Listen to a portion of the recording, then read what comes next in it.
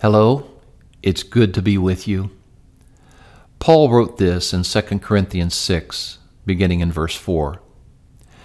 As servants of God, we commend ourselves in every way, in great endurance, in troubles, hardships, and distresses, in beatings, imprisonments, and riots, in hard work, sleepless nights, and hunger, in purity, understanding, patience, and kindness, in the Holy Spirit and in sincere love, in truthful speech and in the power of God, with weapons of righteousness in the right hand and in the left, through glory and dishonor, bad report and good report, genuine yet regarded as impostors, known yet regarded as unknown, dying and yet we live on, beaten and yet not killed, sorrowful yet always rejoicing, poor yet making many rich, having nothing and yet possessing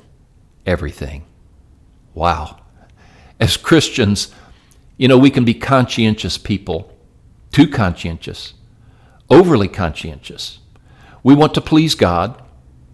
We want to get things right. What you actually see in the Bible is the messiness of living for Jesus. The Lord can set our heart in good order, but living for Him will often be jumbled because life is always changing. As Paul describes his life as he has tried to serve Christ, it's sort of a mess. Yet somehow the Lord kept using him and Paul kept on going. In the parable of the talents that Jesus taught, I've always pictured the worthless servant who in fear buried his talent as having a clean and neat appearance, foolishly confident in how he never messed up. The other two servants, they got their hands dirty, their hair mussed, their clothes stained from work. Paul makes a point of saying that he was not impressive in his own appearance, nor as eloquent a speaker as he was a writer. He says that in 2 Corinthians 10 and verse 10. None of that mattered. It didn't matter that he took trips and made ministry efforts that ended in disaster for him and those working with him.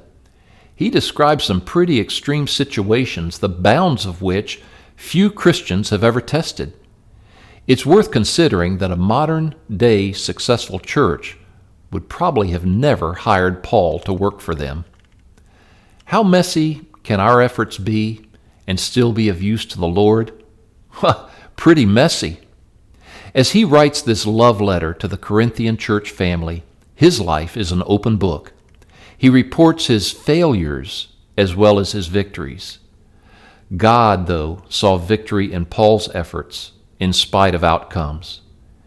Do you have that attitude? Are you willing to risk failure as you serve Jesus? Even big failure? Well,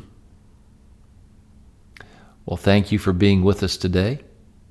Make sure you subscribe to our YouTube channel and click the bell icon for more spiritual content. And would you pass this on to somebody who might need a word of encouragement?